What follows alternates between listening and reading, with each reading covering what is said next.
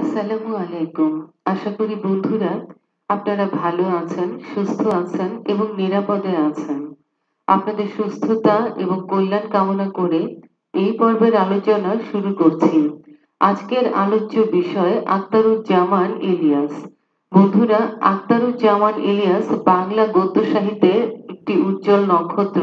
আখতারুজ্জামান ইলিয়াস থেকে বিসিএস সহ অন্যান্য সরকারি চাকরির পরীক্ষায় যে প্রশ্নগুলো আসে তার মধ্যে সর্বাধিক গুরুত্বপূর্ণ প্রশ্ন সেটি হচ্ছে চিলে কোঠার সেপাই উপন্যাসটি কার লেখা? চিলে কোঠার সেপাই উপন্যাসটি কার লেখা? বন্ধুরা, এর উত্তর হচ্ছে আখতারুজ্জামান ইলিয়াস।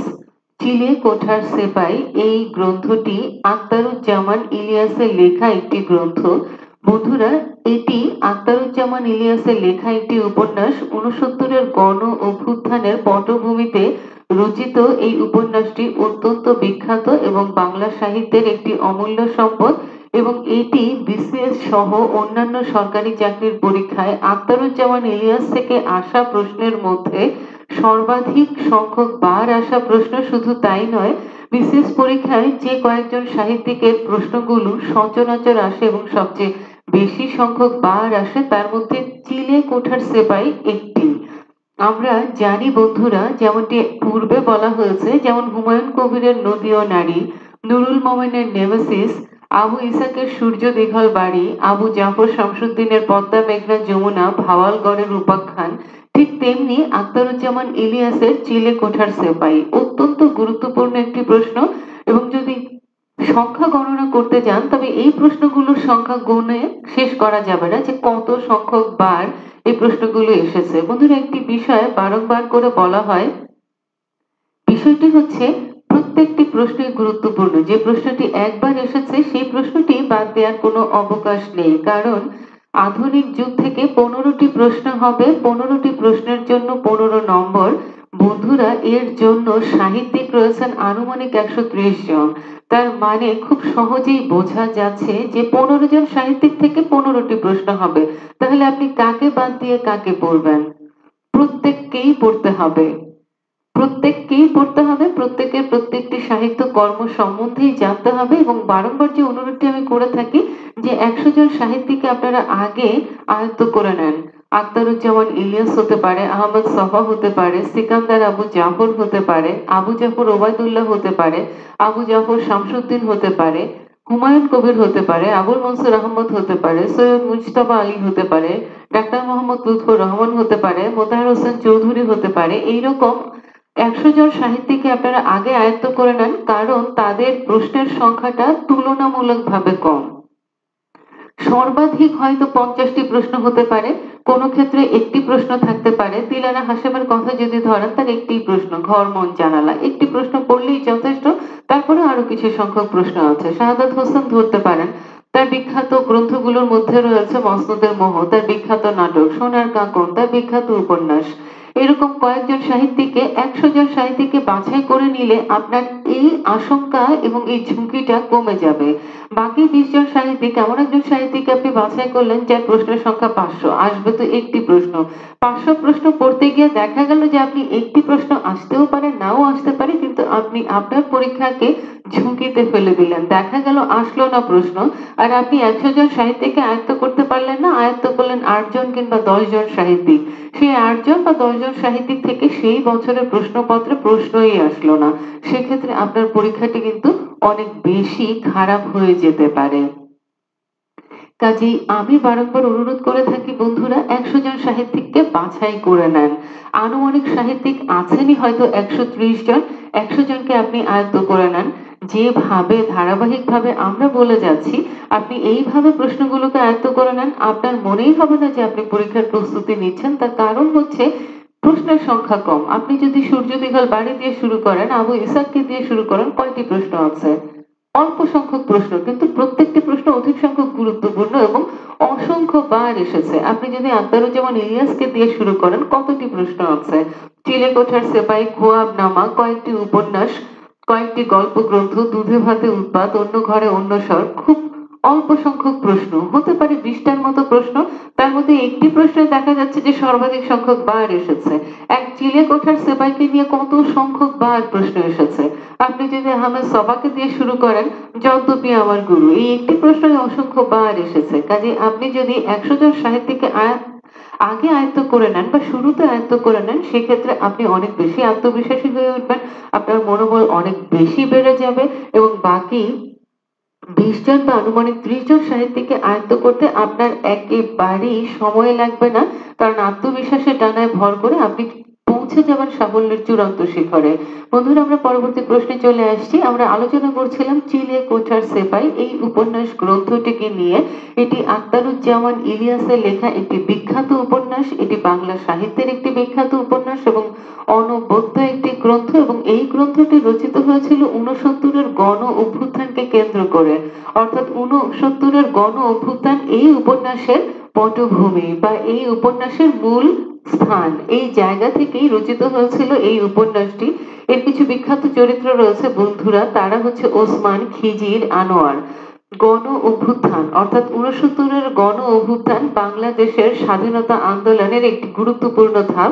এই 69-এর গণ অভ্যুত্থানের উপর ভিত্তি করে রচিত হয়েছে আখতারুজ্জামানের বিখ্যাত উপন্যাস চিলে কোঠার সেপাই, যে উপন্যাসটি প্রকাশিত হয়েছিল বন্ধুরা 1987 সালে। অত্যন্ত জনপ্রিয়, অত্যন্ত বিখ্যাত একটি উপন্যাস এবং পরীক্ষার জন্য সর্বাধিক সংখ্যক বার আসা একটি প্রশ্ন। বন্ধুরা, আমরা পরবর্তী প্রশ্নে চলে যাচ্ছি। আখতারুজ্জামান ইলিয়াসের প্রথম উপন্যাস কোনটি, অথবা আখতারুজ্জামান ইলিয়াস রচিত প্রথম উপন্যাস কোনটি? বন্ধুরা, এর উত্তর হচ্ছে চিলে কোঠার সেপাই। চিলে কোঠার সেপাই আখতারুজ্জামান ইলিয়াস রচিত প্রথম উপন্যাস গ্রন্থ। এটি আখতারুজ্জামান ইলিয়াস রচিত বিখ্যাত উপন্যাস গ্রন্থ। 69-এর গণ অভ্যুত্থানের পটভূমিতে রচিত একটি উপন্যাস। উপন্যাসটি প্রকাশিত হয়েছিল 1987 সালে এবং বন্ধুরা, এর উল্লেখযোগ্য অর্থাৎ প্রধান চরিত্র হচ্ছে ওসমান, খিজির, আনোয়ার প্রমুখ। পরবর্তী প্রশ্ন, কোনটি আখতারুজ্জামান ইলিয়াসের লেখা গ্রন্থ? কোনটি আখতারুজ্জামান ইলিয়াসের লেখা গ্রন্থ? বন্ধুরা, এর উত্তর হচ্ছে চিলে কোঠার সেপাই। কোনটি আখতারুজ্জামান ইলিয়াসের লেখা গ্রন্থ? বন্ধুরা, এর উত্তর হচ্ছে চিলে কোঠার সেপাই। পরবর্তী প্রশ্ন, কোনটি উপন্যাস? বন্ধুরা, এর উত্তর হচ্ছে খোয়াবনামা। অর্থাৎ প্রশ্নপত্রে যে 4টি অপশন ছিল তার 3টি অপশন আখতারুজ্জামান ইলিয়াস রচিত গ্রন্থ ছিল না। একটি অপশন ছিল, সেটি আখতারুজ্জামান ইলিয়াস রচিত গ্রন্থ এবং সেটি আখতারুজ্জামান ইলিয়াস রচিত উপন্যাস এবং সেটি হচ্ছে তার বিখ্যাত উপন্যাস খোয়াবনামা। পরবর্তী প্রশ্ন, খোয়াবনামা উপন্যাসের রচয়িতা কে? খোয়াবনামা উপন্যাসের রচয়িতা কে? বন্ধুরা, এর উত্তর হচ্ছে আখতারুজ্জামান ইলিয়াস। আখতারুজ্জামান ইলিয়াস রচিত একটি বিখ্যাত উপন্যাস খোয়াবনামা। তার সবচেয়ে বিখ্যাত উপন্যাস চিলে কোঠার সেপাই। চিলে কোঠার সেপাই তার রচিত প্রথম উপন্যাস।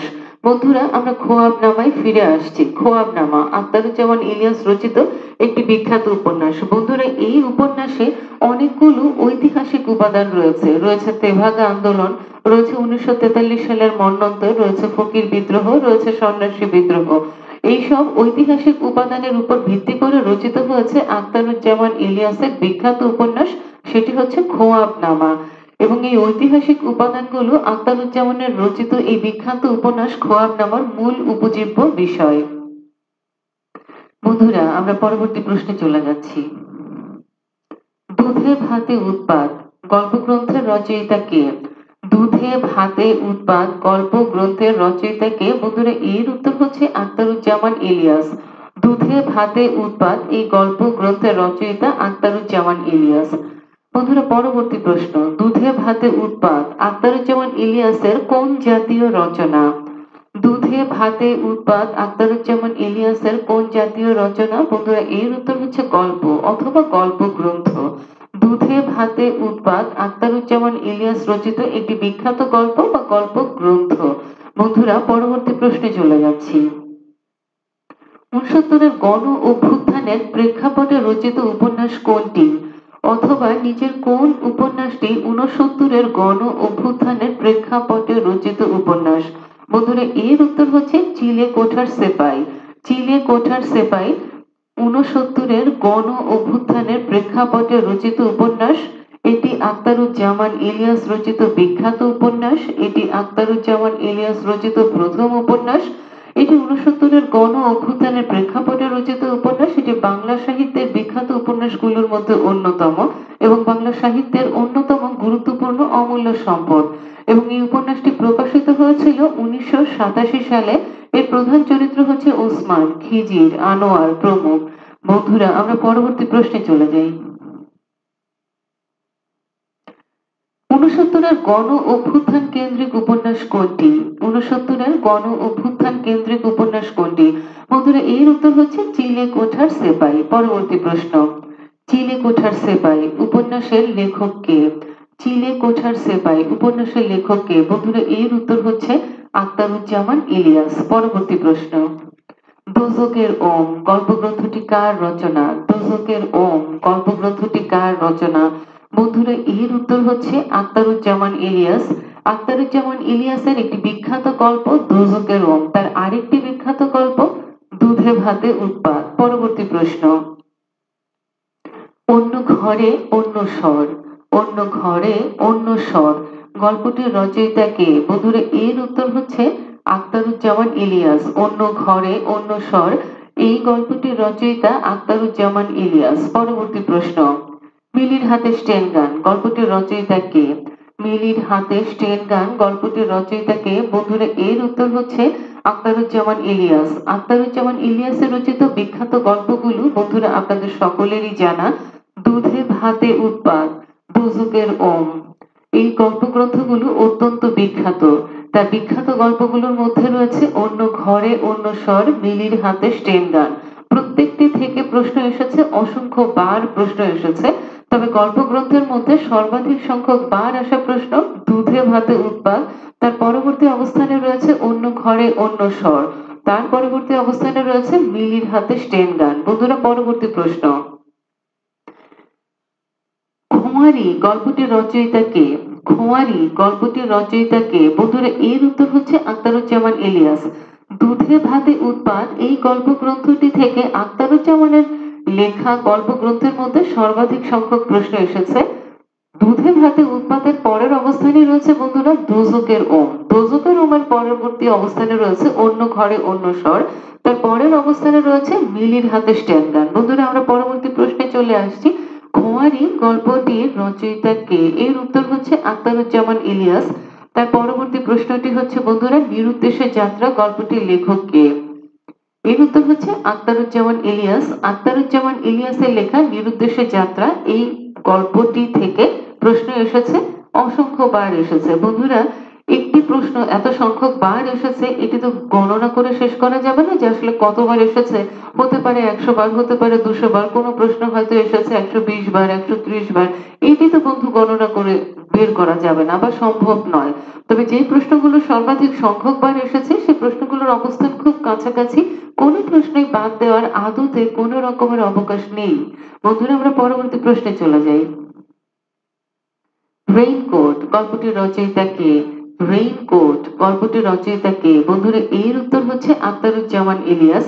আখতারুজ্জামান ইলিয়াসের রচিত একটি গল্প রেইনকোট, তার সর্বশেষ গল্পগ্রন্থ স্বপ্নের জাল, জাল স্বপ্ন বা স্বপ্নের জাল, জাল স্বপ্ন স্বপ্নের জাল, এটি তার লেখা সর্বশেষ গল্পগ্রন্থ।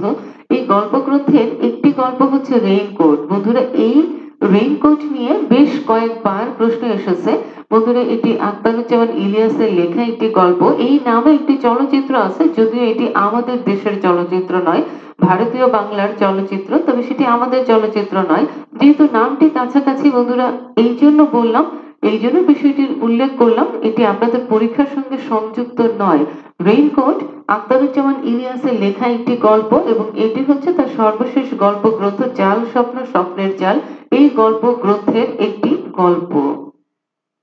পরবর্তী প্রশ্ন, আখতারুজ্জামান ইলিয়াস কোথায় জন্মগ্রহণ করেন? আখতারুজ্জামান ইলিয়াস কোথায় জন্মগ্রহণ করেন? বন্ধুরা, তিনি জন্মগ্রহণ করেন গাইবান্ধা জেলার গটিয়া গ্রামে। এটি তার মামার বাড়ি। গাইবান্ধা জেলার গটিয়া গ্রামে আখতারুজ্জামান ইলিয়াস জন্মগ্রহণ করেন। তার পৈতৃক নিবাস বা পৈতৃক বাড়ি কিন্তু বগুড়ায়। তার পৈতৃক বাড়ি বা পৈতৃক নিবাস বগুড়ায়, কিন্তু তিনি জন্মগ্রহণ করেন গাইবান্ধা জেলার গটিয়া গ্রামে। এটি তার মাতুলালয় অর্থাৎ মামার বাড়ি।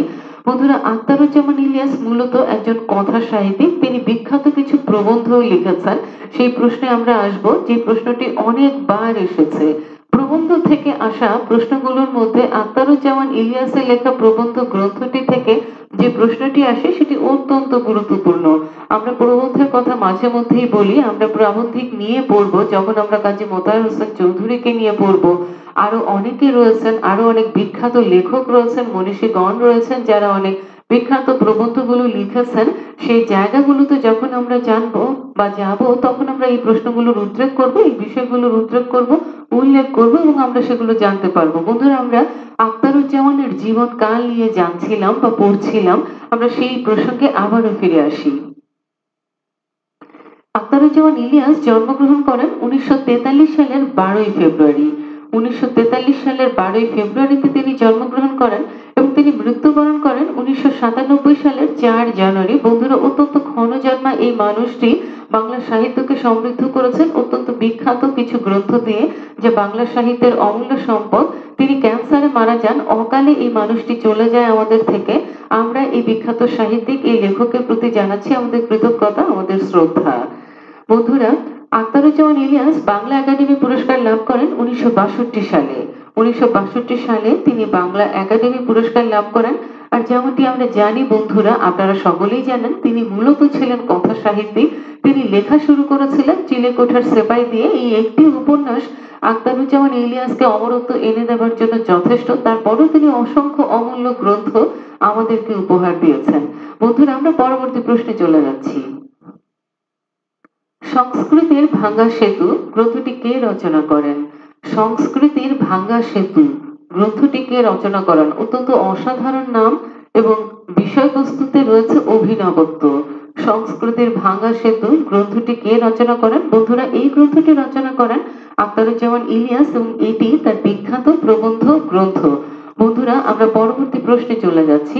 আখতারুজ্জামান ইলিয়াস রচিত রেইনকোট গল্পটি কোন প্রেক্ষাপটে রচিত?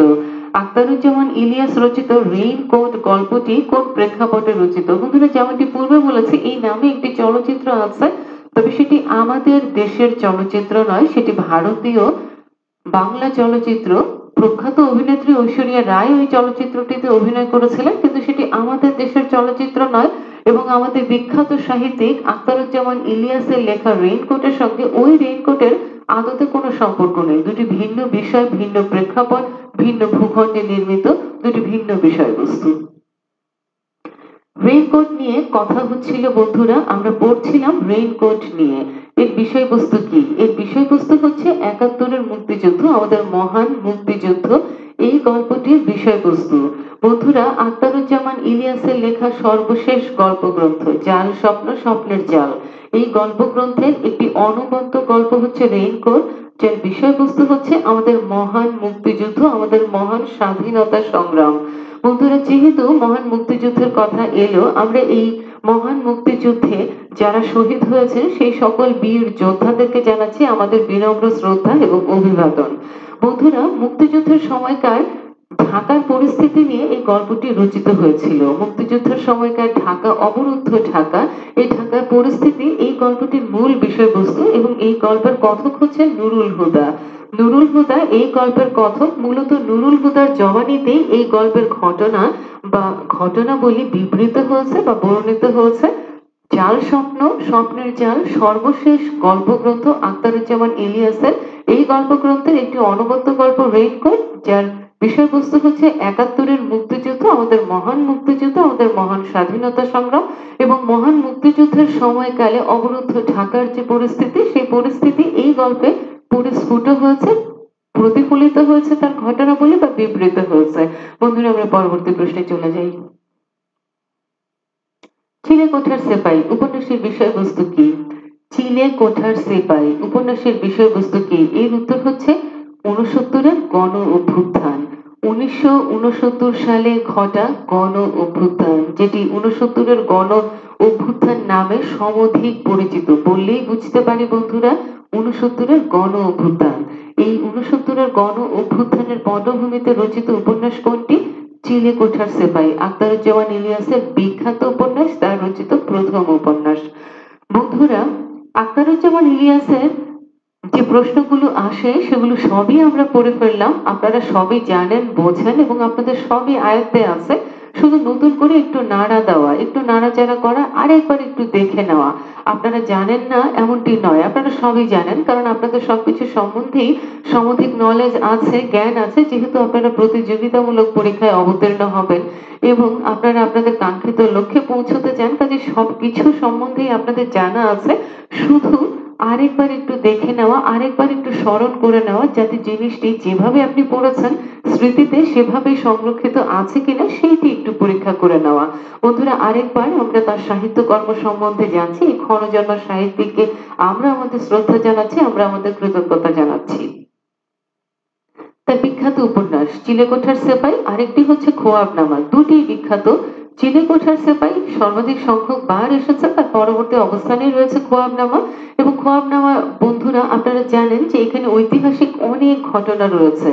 রয়েছে তেভাগা আন্দোলন। তেভাগা আন্দোলনের কথা বললেই তেভাগা আন্দোলনের নেত্রী ইলা মিত্রের নাম আসে। আমরা এই ত্যাগী নেত্রীর প্রতি শ্রদ্ধা জানাচ্ছি। তেভাগা আন্দোলন রয়েছে 1943 সালের মন্বন্তর, রয়েছে ফকির বিদ্রোহ, যেটি অত্যন্ত বিখ্যাত একটি ঘটনা। এই বাংলার বিখ্যাত ঘটনাগুলোর মধ্যে একটি কিন্তু ফকির বিদ্রোহ, রয়েছে সন্ন্যাসী বিদ্রোহ।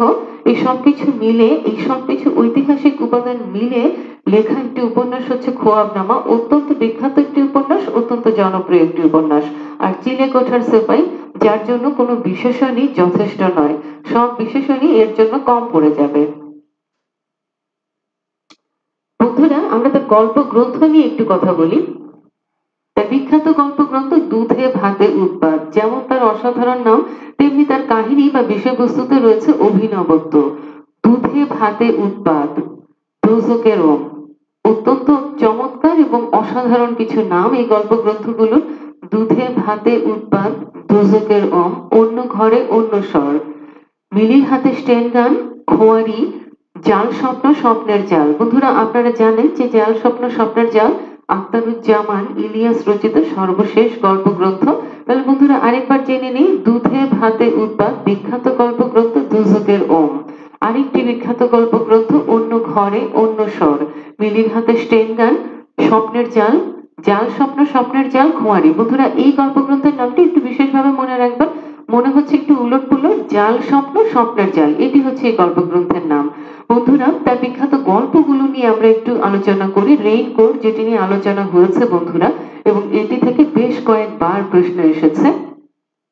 ফোড়া, এটি আরেকটি গল্প, বিখ্যাত গল্প। মিলির হাতে স্টেন গান, বন্ধুরা আপনারা তো জানেনই মিলির হাতে স্টেন গান, এটি তার বিখ্যাত গল্পগ্রন্থ এবং এই গল্পগ্রন্থের একটি গল্প মিলির হাতে স্টেন গান।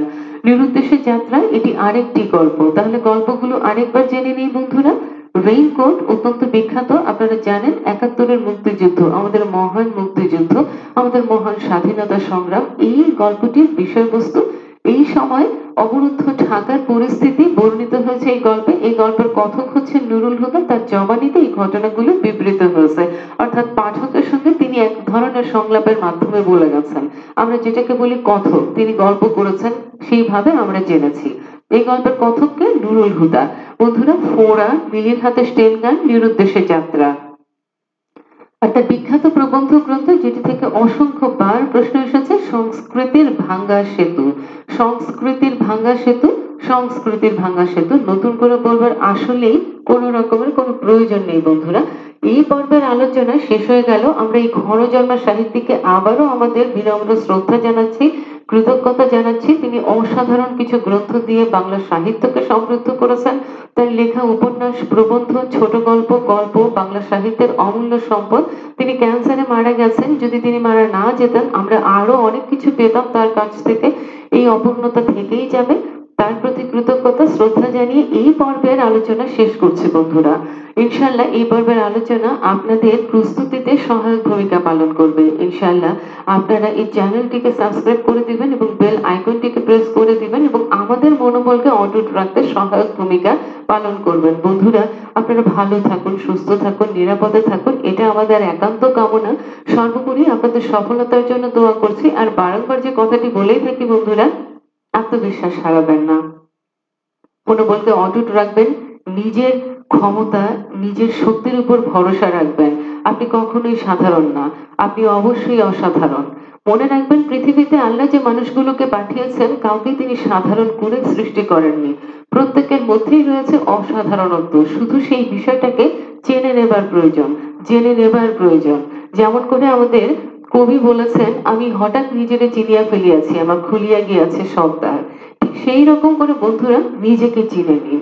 নিজের ভেতরে যে অভিনবত্ব আছে, নিজের ভেতরে যে অসাধারণত্ব আছে তাকে খুঁজে বের করুন। আপনি অসাধারণ, আপনিই সফল। বন্ধুরা, এই পর্ব থেকে বিদায় নিচ্ছি। আসসালামু আলাইকুম, আল্লাহ হাফিজ।